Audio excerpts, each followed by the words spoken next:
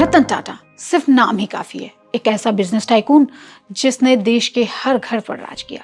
टाटा नमक से लेकर आसमान में उड़ते महाराजा तक एक छत्रराज बुधवार को देश को अलविदा कह गया। वो एक रिबेल था जिसने जो भी ठाना उसे हासिल किया। उन्हें जब परिवार ने कार पर चढ़कर ऑफिस जाने से मना किया तो उन्होंने साइकिल नहीं स्वीकारी बल्कि पैदल चलना शुरू कर दिया। जब उन्होंने मुंबई की सड़क पर एक परिवार को मोटरसाइकिल पर भीगता देखा तो लखटकिया कार का स्वप्न देखा और नैनो लॉन्च कर दी। जब उनकी टाटा मोटर्स की कार को फोर्ड के मालिक ने खरीदने से मना किया तो उन्होंने महज 10 साल के अंदर उसी कंपनी की जगुआर और लैंड रोवर खरीद ली।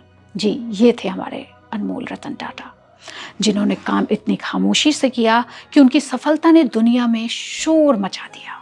वो आर्किटेक्ट बनना चाहते थे। उन्होंने स्ट्रक्चरल इंजीनियरिंग और आर्किटेक्ट की पढ़ाई भी की। वहीं पे उन्होंने नौकरी भी की। ग्रेजुएशन के बाद उन्होंने अमेरिका में नौकरी की। वो भारत नहीं लौटना चाहते थे, लेकिन दादी जिनके वो काफ़ी करीब थे वह उन्हें भारत में देखना चाहती थी। 25 साल की उम्र में वो भारत लौट आए। भारत लौटना उनके लिए बहुत आसान नहीं था। वो कहते हैं कि ये मेरे लिए दुख स्वप्न जैसा था।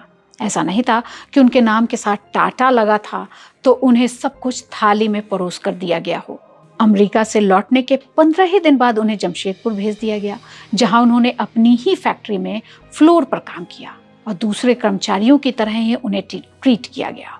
उन्होंने अपने एक इंटरव्यू में कहा था कि उस समय तो वो काम और एक्सपीरियंस बहुत ही बेकार लगता था, लेकिन आज जब पलट कर देखता हूँ तो उसने मुझे एक अच्छा इंसान बना दिया।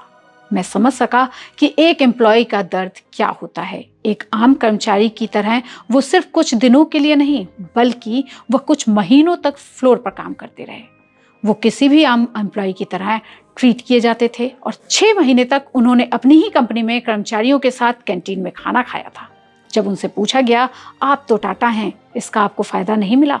तो उन्होंने कहा था, नहीं, टाटा मेरे लिए नुकसान पहुंचाने वाला था। उड़ने के शौकीन टाटा को जमशेदपुर में ही जमशेद जी टाटा का साथ मिला और उन्होंने अपने इस सपने को भी पूरा किया, जिनसे उन्होंने देश से प्यार और देश पर कुर्बान होना भी सीखा। रतन का जाना देश को एक खालीपन दे गया है, ये शायद कभी नहीं भर पाएगा। देश को अपनी सारी जिंदगी देने वाला ये बिजनेस टाइकून अपने प्रिंसिपल्स और सैक्रिफाइस करना नहीं जानता था। लेकिन ये बात थोड़ी निराश करती है कि जिसने अपनी पूरी जिंदगी देश के नाम कर दी उसका अपना कोई नहीं था। 3400 करोड़ की संपत्ति का मालिक देश की आंखें तो नम कर गया है, लेकिन उसने शादी नहीं की थी। वो कहते हैं, ऐसा नहीं कि उन्होंने प्यार नहीं किया, 4 बार उन्हें इश्क हुआ, लेकिन उनका एक भी प्यार मुकाम तक नहीं पहुंच पाया और वो 2 कमरे के घर में अकेले रहे। वो ये भी कहते हैं कि कई बार ऐसा होता है कि मुझे पत्नी या परिवार के ना होने की कमी महसूस होती है, अकेलापन भी लगता है, परिवार के लिए तरसता हूँ, लेकिन कभी कभी इस आज़ादी का आनंद भी लेता हूँ। अपने आखिरी दिनों में वो अपने युवा साथी शांतनु के साथ रह रहे थे। शांतनु ने अपने सबसे प्यारे दोस्त के जाने पर लिखा है, इस प्यार की कीमत सिर्फ शोक है।